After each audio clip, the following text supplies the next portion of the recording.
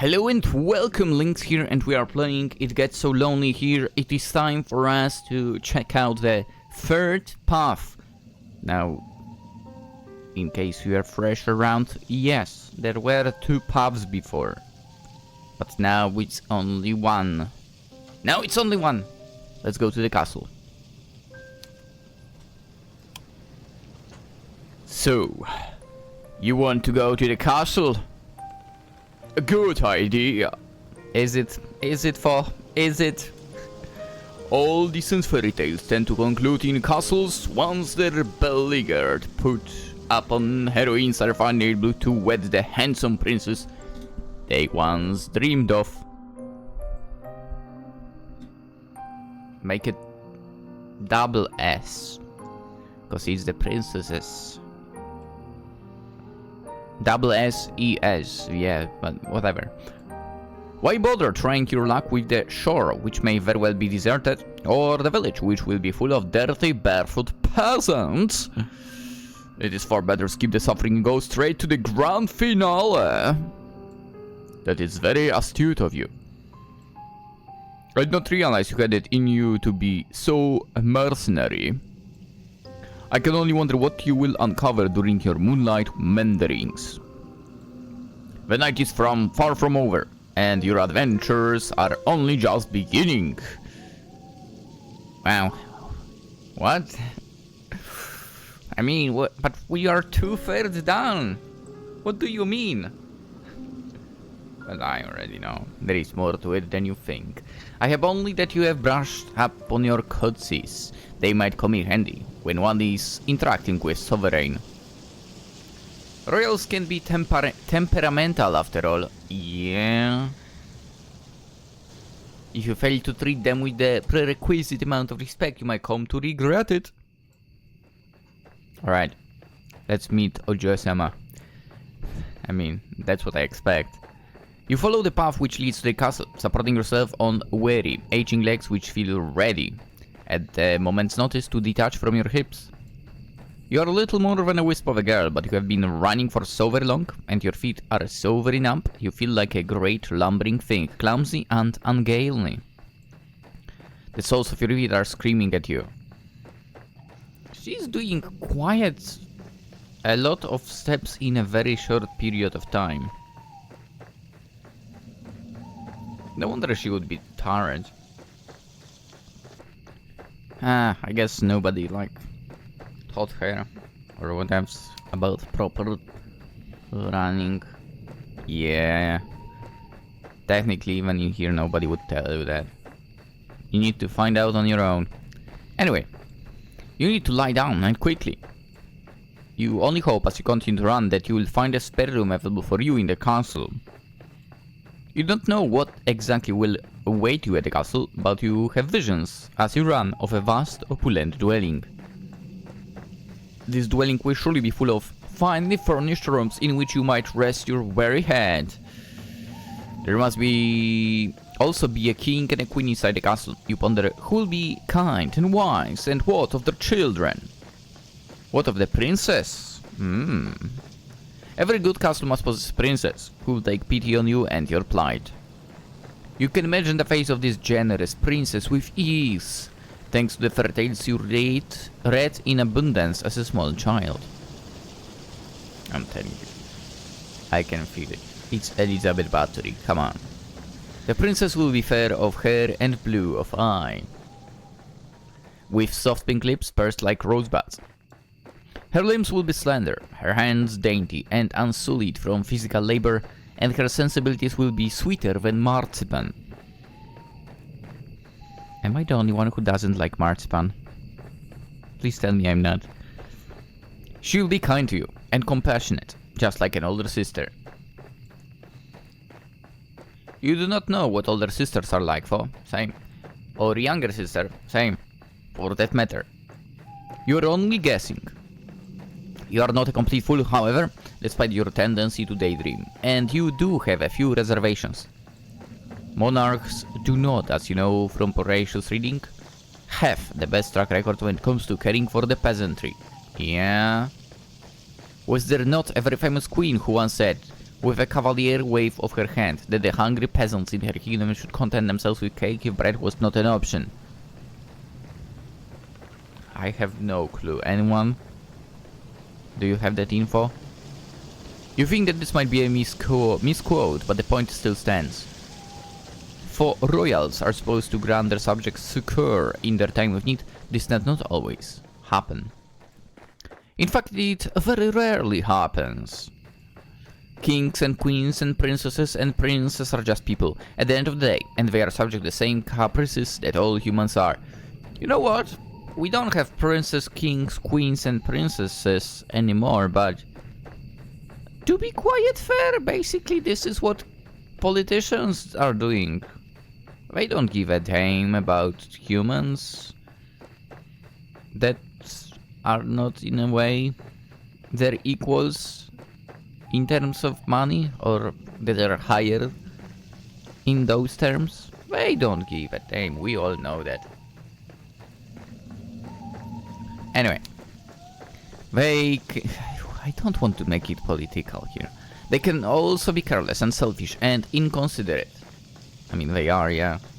There is no guarantee that this mythical princess of your imagination will help you. Yeah. Why? There is no guarantee that this mythical princess exists at all. To be fair, what if that castle will be devoid of people in general? At this point, would not be surprised. Still, you must try. Dude, living in a castle on your own only? Oh, that's creepy. I feel like I would be basically stuck up in one room all the time. Still, you must try. It is this hope which keeps you going. You continue to run to the castle. It takes some time before you finally emerge from the woods, but finally, you do it! How much time, you ask? I cannot answer that. Did I not say that the time had begun to lose all its meaning? The forest is behind you now, at least, and all the awful nightmares which dwelt within it. It is still cold and foggy and very, very dark. The sun has yet to rise. You can see the moon more clearly now, for as it hangs above your head, round as any pearl or orb or crystal ball, the moonlight shines down upon the castle, which looms in front of you like a cliffside. Huh. Ooh. The stone edifice of the building is imposing, and it drones you in shadows darker than the depths of the deepest ocean. Ooh. It looks like quiet up to times right now, not gonna lie. Like, obviously the building looks like it's been around for a while, but it's everything around that looks current. Anyway. The stone edifice of the building is imposing, and it drones in shadows dark in the depths of the deepest ocean. By the way, I would know. Poland has the most castles, okay? We are castle specialists, basically. The castle is not all dark, for not like the night sky above it. When you crane your head, you can see that there are lights flickering within, in the narrow slitted windows. It would appear that somebody's home. The king and the queen, perhaps? What of their servants? What? Perhaps more pressingly of their guards. You half expect as you stand there that armored knights will accost you for daring to approach the castle of the king and queen so-and-so. Do you not know your place? Foolish peasant girl with the dirty skirt! Begone with you! You are not, of course, a peasant. Your family is a wealthy one. Or rather, they were before your father made a series of poor financial decisions. You do not look like a young lady right now, for with your dirty face and your dirty skirt, which is torn at the hem. If any guards were to take you for a vagrant, it would not be surprising. But for you stand there, dithering, your filthy fingers hooked in front of you, filthy skirt, you do not hear any cries. Nobody sounds the alarm. Lights might be on the inside the castle, but there is nobody outside of the perimeter, standing sentry. There is nobody to impede your entry, and the elaborate iron gates which are set in the vast stone walls above the castle's exterior are open just a crack. It would be a trivial matter to slip inside. I mean, there is nobody to stop you. Why not trembling now, you silly thing? You have come so very far. It would be an act of foolishness to turn around now. Go on! Go! You inhale, perhaps in an attempt to screw up your courage, which has at long last begun to fail you. And then you step forwards. You slid between the wrought iron gates as stealthily as and as secretive as a thief. Oof. Then cross the path which leads you up to the tall, imposing structure. The doomed doorway which leads into the castle itself, hewn from stone, is closed, but at a push of your palm it swings inwards. The door creaks alarmingly as it opens, with sound loud enough to split the silence like a thunderclap. You inhale, at this and glance around, your eyes darting hither and thither. Ooh, nice. That's a lot of actually light.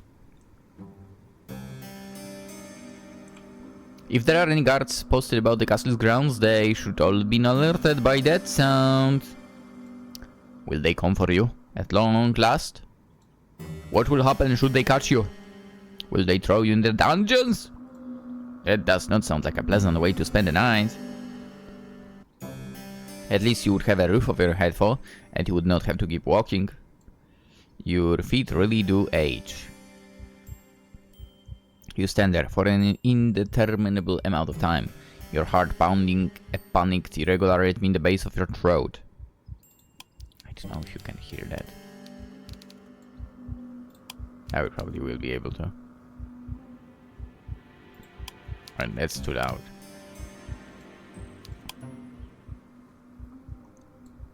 But no matter how much time lapses, no guards come.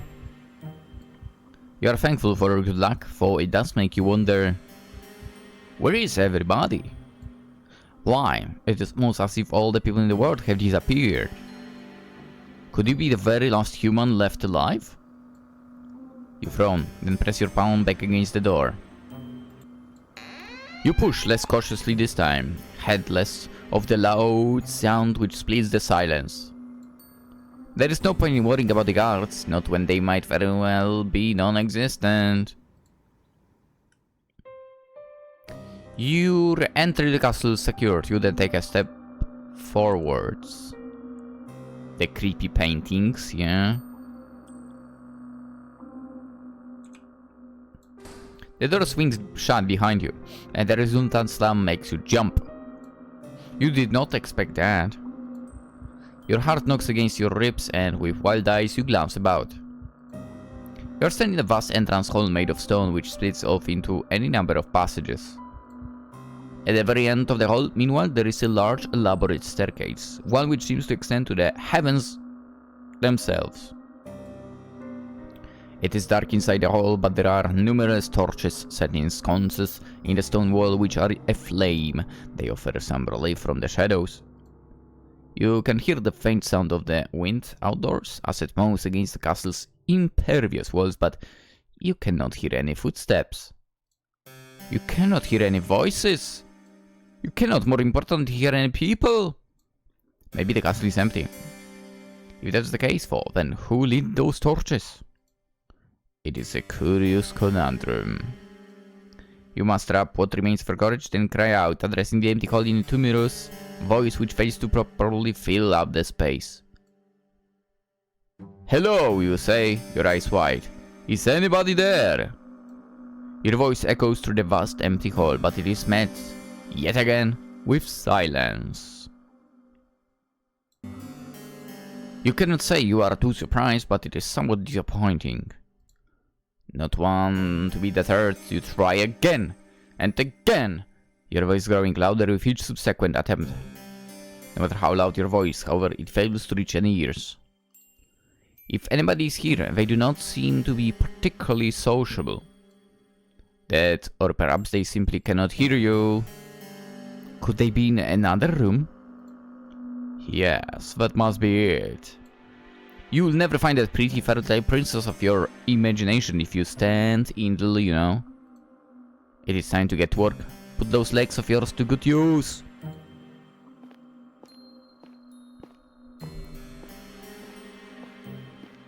Did we get the transition to the same screen? Yeah.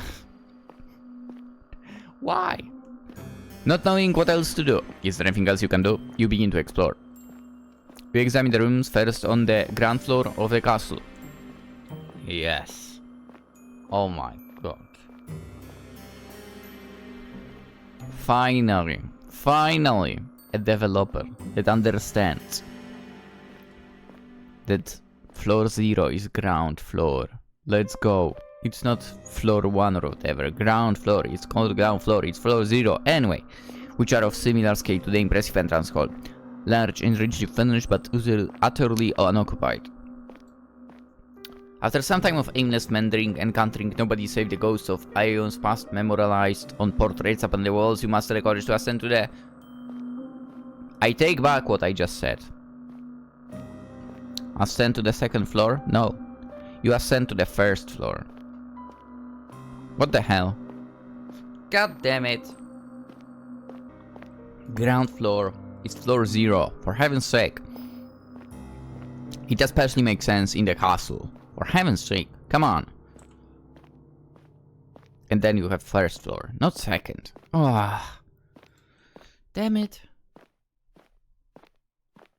Another dev that does not understand that. Yada yada. This floor too, you examine, wandering through a seemingly endless series of hallways until at long last you find a door which is ajar. From between the cracking the door at the jump, you can see flickering light, irregular lights. Yes, wait, irregular lights. Flickering light, irregular, yes, but it is light nonetheless. Could it be from a fireplace? That would suggest then that this room is occupied, unlike all the others.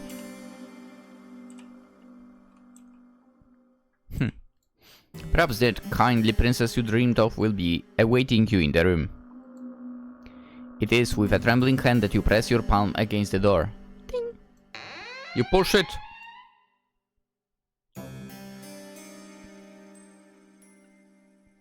Then you step inside the bedchamber, which unveils itself for you. Shyly, you stand in the threshold of the chamber, much of your courage extinguished, and gasp. The bedroom itself is gorgeous. It is pretty nice indeed. It is a chamber of so luxuriant, not even the shadows can obscure the fine craft of the furniture within it, nor the rich patterns on the walls. It is the girl inhabiting the chamber, however, who truly takes your breath away. Ooh. She's pretty nice. Sitting upon the velveten sheets of the towering four-poster is a girl in a sumptuous red gown who seems to be of like a age to you. You do not have a clear view of the girl's face. Her head is bowed, her gaze directed downwards at her lap. You can tell from her hair, however, and from her slender calves, which protrude from beneath the hem of the dress, that she's very pretty. The girl's hair is golden, just like freshly cut wheat, but it is the red of her dress which truly captures your attention. She's so striking you cannot look away from her. Oof, no, no. Take this away out of my screen. No. No. No. Creepy. The girl is not alone in the chamber either. She has a creepy companion. For this companion is not half so endearing as she... Jesus. In her lap, perched up her velvet skirt is a doll. The doll's hair, like that of her mistress, is golden, for much of it is hidden beneath a bonnet. Can we get a different background? The girl is adjusting the china teacup held in the doll's tiny hand, while the rim of the cup glints in the light which exudes from the fireplace. Also, I feel like I might have a prediction where this is going. If the girl is of a similar age to you, it seems strange that she would content herself by playing with dolls. Do you get my drift? I bet you get my drift, what I think it might be going into. Is she not too old for it? This girl will be more at home, you decide, at a ball, wearing an extravagant gown, speaking with wealthy noblewoman, perhaps even princess. She should not be sitting what you presume in her bedchamber, adjusting a teacup in a doll's hand. Why not? Oh, thank you. Dolls creep me out. But you are not afforded much more time to stand there, marveling at the girl because she turns. She raises her head. Then her eyes meet yours. You thought the girl pretty when first you observed her sitting on the edge of the plush, velvet bed, examining her doll. Now she's looking at you, however, her face illuminated by the flames in the grate. You can see that you were... mistaken. What do you mean? What do you mean? She's pretty! She's not just pretty. She's beautiful. Oh, okay. Way to trick me. So much so it is breathtaking. She looks as though she has stepped out of the pages of a picture book. She's simply too perfect to belong to this world. Perhaps she's some kind of a vision, a waking dream, a hallucination. But no, she's none of those things. The doll on her lap is cold, hard thing made of porcelain, and is unflinchingly, reassuringly real. If she were a mirage, she would not be able to handle physical objects such as this. It is strange for... The doll, though immaculately made, looks oddly imperfect when compared to the girl who is holding it. She's so startlingly beautiful. She even puts man-made representations of feminine charms to shame. The sight of her makes you feel rather weak. You always have had a fondness for the fair maidens, haven't you? You're rather hopeless when it comes to them, even worse than a knight errant from a courtly legend. Your aesthetic appreciation is not particularly ladylike, but... well... it is not every day a girl encounters an elegant beauty like this, attired in red, illuminated by the firelight. I suppose I can forgive you for this rudeness, as too can the girl. She does not seem to be the type to hold a grudge. I mean, I guess it's doable, but it's not very comfortable to keep your hand like this, to be honest.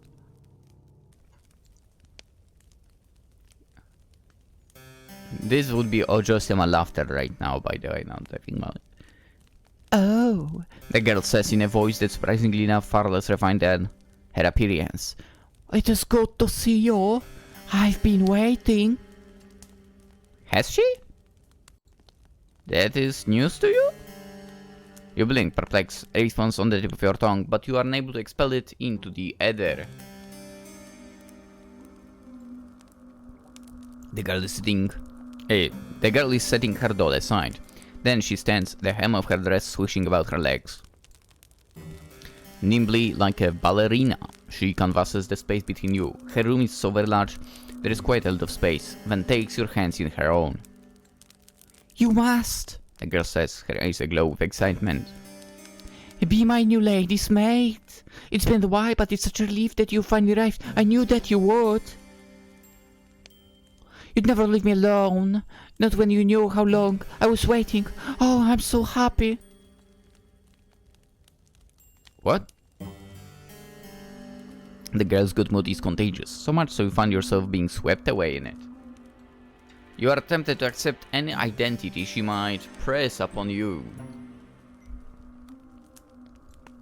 You've never been a maid before, but you might not mind being the girl's maid. She does not seem like a poor mistress to serve, not if she's always this kind. You can mask the confusion, however, which flickers across your face. You are not a good enough actress, and in any case, this is all happening too quickly. Why? You barely know this girl. Why is she being so very familiar? It is with blank, bowing eyes that you examine the girl. Your befuddlement is pronounced enough that even the girl, despite her good mood, notices that. She frowns.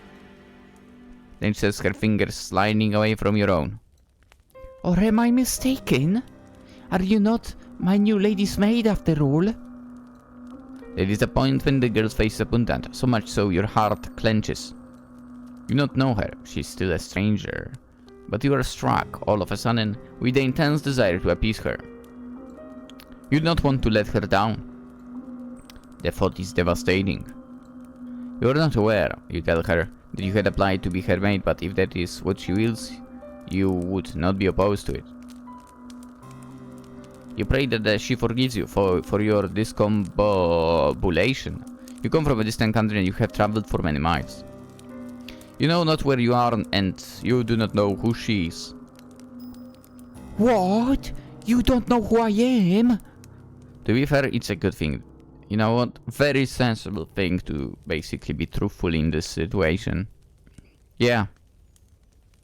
I appreciate that of our protagonist.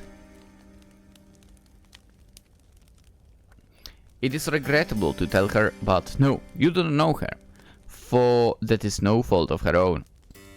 Why? You've spent such a long time running you hardly even know yourself. Oh, so you're a fugitive, then, from another country? I see. I won't pry into your past then, if you'd rather forget about it. I don't mind sharing my past with you, for everybody in this country knows who I am, after all, or at least they should. No, this is quite the impressive boast. If it were come from the lips of another, you would find it unpleasantly arrogant. You do not think, however, that this girl is trying to show off. You get a feeling instead that she is barely telling the truth. Oh, if you don't have the pleasure of knowing me, then allow me to do the honors. My father and my mother were the king and queen of this realm. Realm? And I'm the princess. I've lived in this castle all my life, so I don't know much about the outside world, but I know that the other countries do exist out there. I presume it is from one of those foreign countries you come from. What if I'm from... Wait, what if... What if we are actually from the same country? I would say the only way our girl is from a different country is if the place she ran away from would be right beside the border. Anyway, it is very good to meet you. I've always wanted to talk to somebody from overseas. It feels like quite the opportunity. Oh, ho, ho, ho. Anyway, the girl giggles at this and you smile in response. You tell her unthinkingly that it is your pleasure only to meet her, or at least you mean to. You only get halfway through this remark when the full gravity of what the girl has told you sinks in. You come to a stop. Then you stare. Did she just say she was a princess? Yes, that's right. I'm a princess and one day I'll be a queen after I've done a little bit of growing up. My ministers don't think I'm ready to run the country just yet, but I've been doing my best at my lessons. One day I'm sure I'll be the best queen there ever was. So she really is a princess? That makes sense, you suppose, given she lives in a castle, but it counts as a surprise regardless. You had known before you entered this chamber that you were trespassing on a lady of such a great renown. Why, if she willed it, she could have executed for your... Have you executed for your carelessness?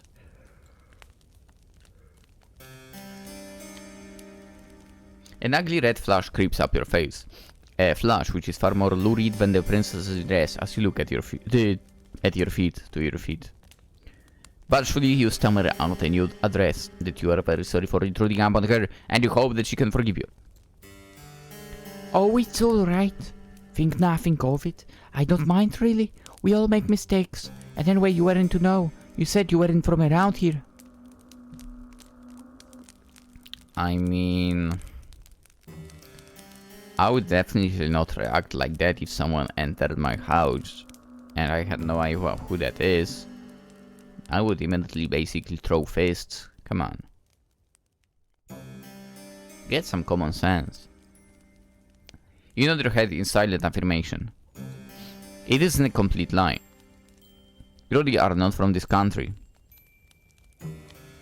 And certain people from other countries, if they were in Poland and they tried to enter my house, oh dude, I would definitely throw fists. And maybe even something more. You're not from this world at all. Not from this world. Okay. How wonderful. I look forward to picking your brain later. All of my servants come from the nearby village. Their tales are all the same and so are their superstitions.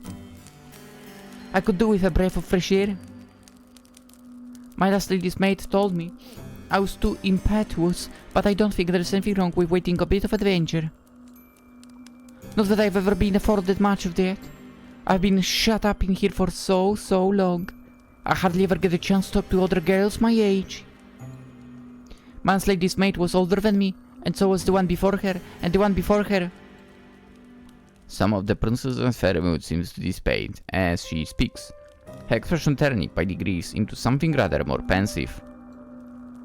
But I haven't seen any of my old lady's maids in a while, or any of the other servants for that matter. They've all disappeared. Now that is quite curious. How could a whole household full of servants simply disappear? That I do not know. The castle was full of servants once. My lady's maids, and my undermaids, and my scullery maids, and my housekeeper, and my cooks, and a large retinue of retainers. They're all gone now, foe. I think my ministers must send them away. I don't know why they would have done it, but... they didn't explain it to me. But then again, they never explained anything to me. They still treat me like a little girl. It is so tiring. She said that her ministers sent her servants away. What of her parents, the king and the queen? Would they not be the ultimate authorities in the castle's hierarchy? They would, yes, if they were still alive, but they are not. They died a long time ago. I was raised for most of my life by my servants. Oh, you answer, and then you flash. You had it known. It's alright. You don't need to apologize. I'm just happy that I have you now. Huh? Have you? Who now? What? I was getting sick and tired of only having my dolls to speak to. They aren't the best conversational partners. You can imagine, so yeah. You'd obtain it all, even one made by a talented artisan with an intelligent face, indistinguishable from a human's, would be very good at answering back. Oh no, they aren't. They're hopeless at it, really. They're so stony-lipped. You've no idea how much of a relief it is to see you. This castle is so big, and without my servants, it feels so very empty. It gets so lonely here. She said the title! I think only... the Gravedigger didn't say the title. Because the mermaid definitely did. Now the princess over here. Yeah. Now that is interesting turn of phrase. It catches inside your head like a burr. Have you heard it before? Yes. You don't have much time to ponder this, however, because the princess is speaking in you. In that curiously conversational manner of hers which does not seem particularly princessy. Maybe she learned how to speak from her servants. I mean, given that she was basically raised by them, yes. That would explain why her consonants are so unrefined. Oh, but listen to me. Yammering on again, it's a bad habit. I really must put a stop to it. You're probably tired, dear one, from your travels. Would you like me to show you to your room? Yes, the princess announces before you can say anything in reply. I think I'll do just that. I might show you a bit around the castle first, for it's like amazing here and I wouldn't want you getting lost. You'll be staying here for quite some time after all. The princess then hastens to take you on a tour of her home. Fortunately, she does not show all of the rooms in her abode, and neither does she offer overly long descriptions as to what the few rooms she does show you are used for. She does however pause by the kitchens, where she offers you some victuals.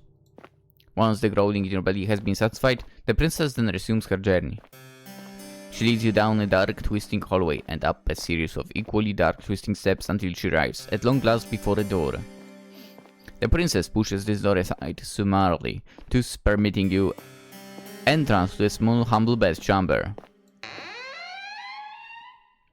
This chamber is not half so opulent as the grand bedroom in which the princess resides, with its resplendent four poster in its richly patterned wallpaper. This room's ceiling is not as high, and the singular bed shoved against the wall is thin and narrow.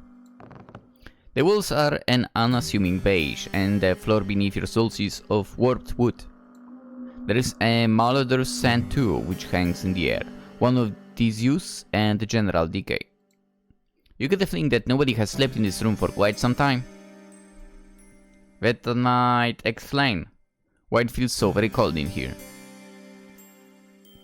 For if the princess's tour of her castle has taught you anything, it is that it is cold in every room in her abode. Now here we are, the final stop of our tour. This will be your room, dear one. I hope it's to your liking. Dear one? Interesting. Also the same way to address her, dear one.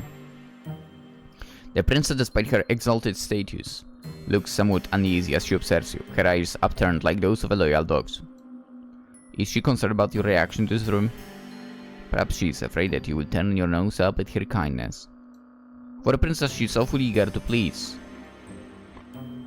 This unexpected contrast between the princess's lofty title and her ingratiating attitude makes you smile. The room is rather scanty, yes, when it comes to its contents, but it is more than passable. It has a roof and 4 walls, and for it is cold, you fancy you will feel warmer once you have slept beneath the bed's sheets. The room is not quite so fancy as your dormitory at the conservatoire, and neither is it so large, but does have one glaring improvement over your previous lodgings. You will not be expected to share it with anybody else. There is only one bed in this room, and this bed belongs to you. You think that the peace and the quiet will do you a world of good. You tell the princess as much, and she smiles. That's good. I was worried you wouldn't like it. I know it isn't much to look at, but it's one of them nicest servants' rooms we have in the castle. I would take it as well. Most of the maids sleep beneath the roof in this teeny tiny room which is all cramped. There is 10 beds up there, and they are so close together, there is barely any room to pass between them. I thought it was perfectly ghastly when I saw it, but last time I went up there, not that I was supposed to be up there. It was a rainy day, and I couldn't go outdoors, so I was doing a bit of exploring. If the housekeeper had known I'd been skulking around, I don't think she would have been pleased. Well, in the case nobody sleeps up there anymore, the scullery maids are all gone now. I couldn't put you up there, for in the attic, with all those empty beds, I didn't think it'd be very cheery. You're not just a scullery maid, you're my lady's maid. What? That means you deserve good lodgings. It'd be an insult to offer you any less than this. Didn't we say we are not that? I thought we said that it... What? Now it's getting late. You'll have to forgive me for rabbiting on. I've heard it's something I tend to do. It's a bad habit, one that's unbecoming for a lady. I'm fine with that. The housekeeper's warned me enough times. You reassure the princess to the contrary, smiling as you do so. You don't mind if she talks too much. That is better than not talking at all. Her affable nature makes it easier to spend time with her, manners be damned. You were always scolded too, back in the conservatoire for your behavior. You know full well how aggravating it can be to be upbraided, not for any particular misdemeanor, but for being yourself. Well, I'm glad you understand. The princess answers with a giggle. I really should be awful. It's bad manners to keep you, especially when you look so sleepy. Get some rest. We can talk more tomorrow. If you don't mind my caseless prattle, I'm glad you seem to appreciate it, at least. For I'm sure you'll get tired of it eventually. All of my old maids did. The princess departs, and in her absence you take a seat upon the bed, your new bed. You cannot help but think that this is all happening very quickly. It does not seem like very long ago. that you were still in the forest, running for your life amongst the tall, imposing trees with their gnarled, grasping branches. The forest might be as well be a distant memory now, for you are indoors, inside the castle no less, and you've been given a room in which to sleep and clothes that you might wear. It seems premature still to declare that you are out of the woods, in a metaphorical sense I mean, but things could certainly be worse. You force yourself to stand on legs which feel too weary to support you, and change the nightclothes hanging in the wardrobe. The nightclothes do not fit you perfectly, but you are too tired to care about that. You are too tired to care about much of anything. You retreat to the bed and slide beneath the sheets. Then you let your eyelids fall shut. You exhale, and lulled by the breeze which blows outdoors, you fall asleep. You are so very tired. Your sleep is deep, dark one, darker even than the further abysses of the night time. Like the nighttime sky, however, which shimmers with stars, your sleep is not devoid of those prismatic fragments you humans call dreams. For in this case, I think your nocturnal imaginings are worth rather more than that. They are not dreams, are they, to which your slumbering mind is subjected? You know that they are not. Otherwise your body would not be so very cold, not so clammy. The images that flicker beneath your closed eyelids, like the ghostly images in the phenakistoscope, were not conjured within your mind. They were instead taken from your memories. You are not merely dreaming, you are remembering.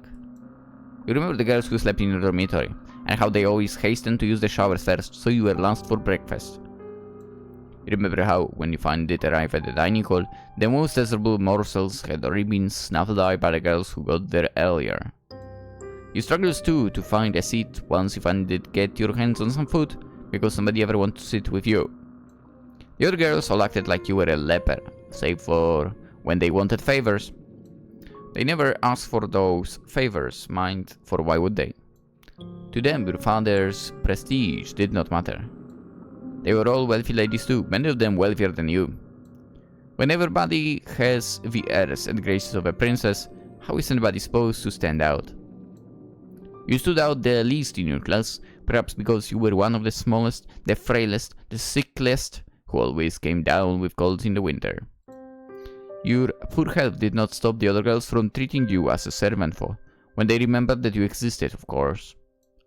It was your lot in life, as you dwelt within the stone walls of the conservatoire, to carry school bags across the field like a pack mule. Then come the evenings, the girls in your dormitory had you sewing on missing buttons and ironing out the creases and wrinkles in their uniforms. If there was an odd job that needed performing, you would always be asked. But these girls did not ask you. That would be too civilized. They ordered you instead, and as they ordered you, they laughed at you. They laughed and they laughed and they laughed.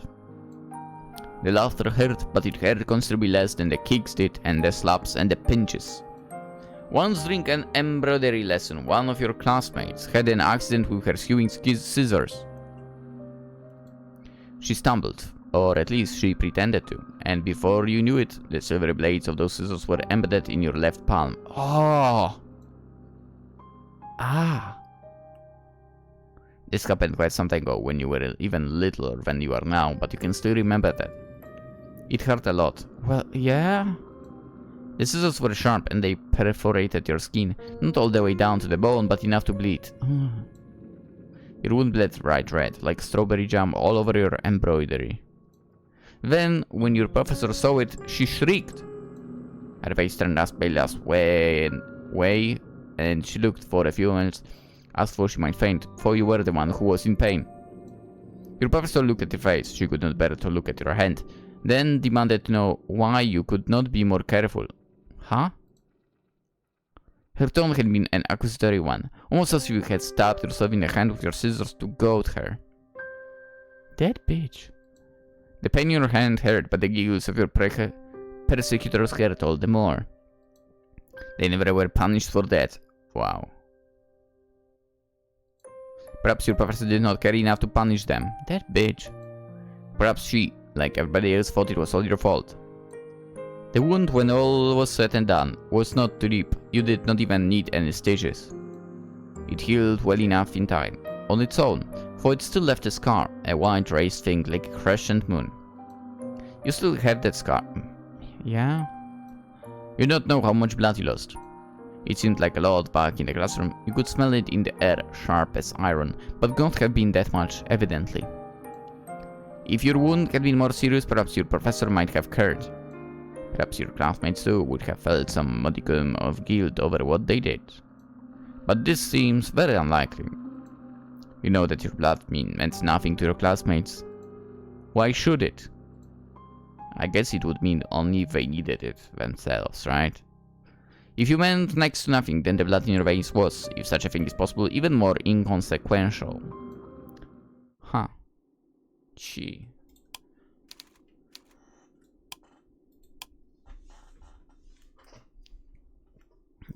Her life in that conservatoire had been a nightmare, basically. I mean, I kind of realized that earlier when she said the story of how they basically made a grave for her and pretended basically she wasn't around. But holy crap. That place was ridiculous. And again, as with the teachers, they don't react unless the bullied one does not fight back. Yeah, that's the sad part.